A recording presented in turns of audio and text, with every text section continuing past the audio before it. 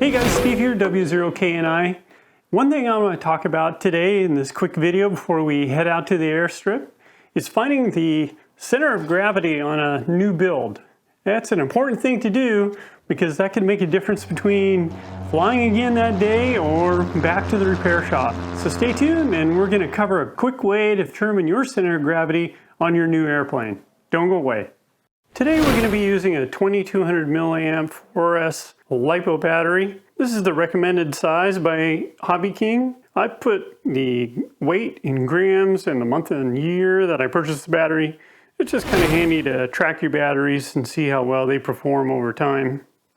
The first thing you're going to want to do is get a long strip of paper that is long enough so that if you line it up with the leading edge of your wing and bring it all the way down to the trailing edge, right at the base of the fuselage, that you can mark it, and in this case, I did here, mark it at this end. Okay? That's the first step. The next step is to get the 25% mark. So we will fold the piece of paper to our marker, make a little crease in that, and then we will fold it again so that we create a 25% mark. So now you have 1, 2, 3, and then 4. And what we want to do is go to the 25% mark. So the 25% mark would be right here. The next thing we want to do is then divide it in thirds. You're going to take a little bit to get that just right at a third.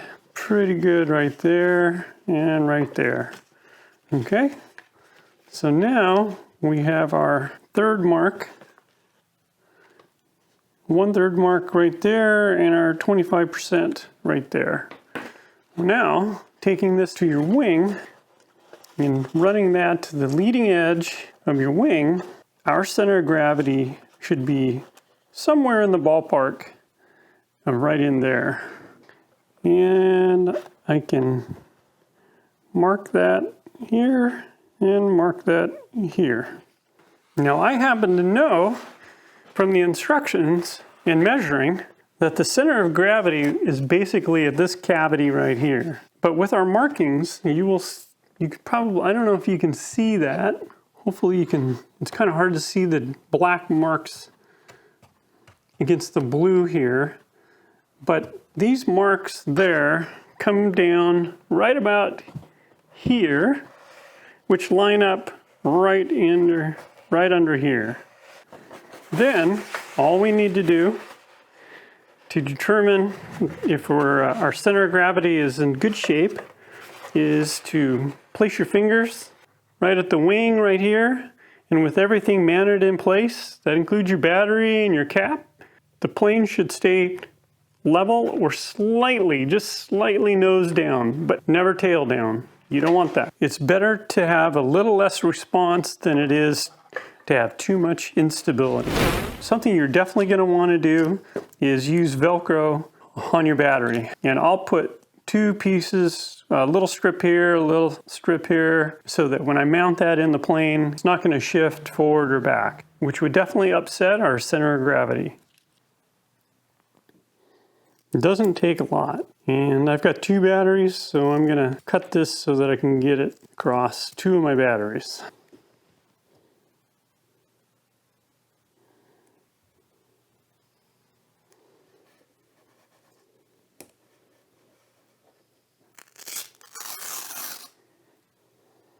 I cut them a little bit long so that you got a little bit of leeway.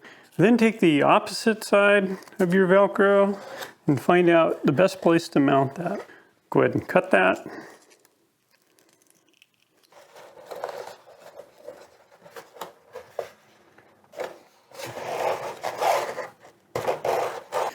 Okay, with that in place, I'm going to just kind of give it a dry run there and line that battery up right here on the mount so there's nothing hanging over. Just kind of secure that just loosely here since we're just testing things out.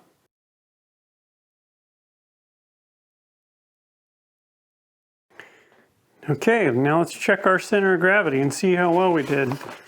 Here's our markers right there. And if I were to put my fingers pretty much identical right about there, you can see it's pretty well balanced there, just using the tips of my fingers. So where the battery is now, it feels like it's just a little tail heavy, but if we level that out, if I start it here, it's definitely going to fall down. If I have tail down, definitely going to fall down. If I try to level that off, I mean, it's pretty darn steady. I would feel confident with that center of gravity. Okay, now that we have our center of gravity figured out, I think we're ready to go flying.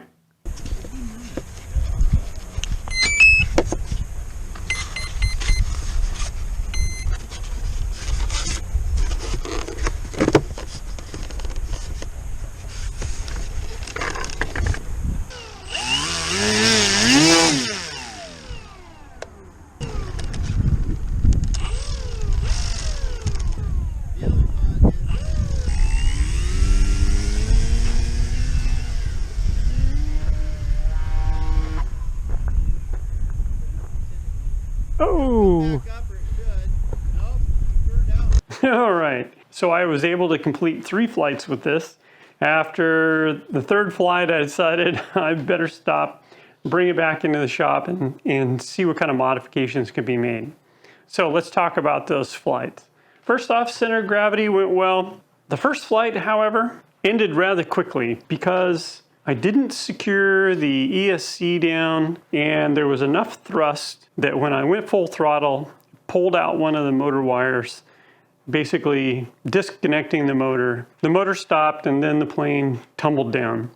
Unfortunately, there wasn't any power to the control surfaces, which I thought was kind of weird. Thankfully, it landed into some tall grass and it wasn't obliterated. The second flight was okay, but it seemed a little squirrely and it was really loud. Brought that in and got it ready for a 3rd flight. On the 3rd flight, when I got close to full throttle, it got really loud and then started getting worse and worse and worse. And so what I found out was that the cowling here, which is held on 2 ways, one by some magnet and the other is the tape or the decals around here. At the end of my first flight, I cut the decals so that I could pull the cowling off, and was rather impressed by the fact that there were magnets holding it down.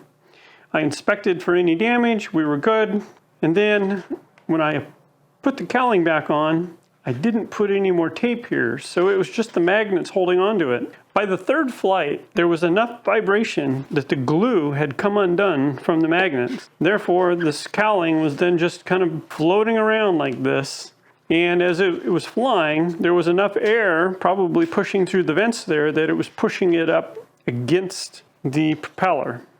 And then that started digging into this, and most likely this was just flapping in the wind like that. So what I'm going to do is secure these magnets.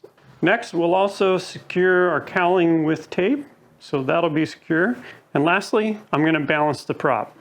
There's a lot of material here, and I think that might help with any vibration. So that being said, we'll be ready for our 4th flight, and I'm sure it'll go a lot better. This thing is an amazing plane, a lot of power, really responsive, flies well at low speeds. So I know if you purchase this plane, you're gonna have a lot of fun with it. So go out there and have fun, and I hope you enjoyed this video.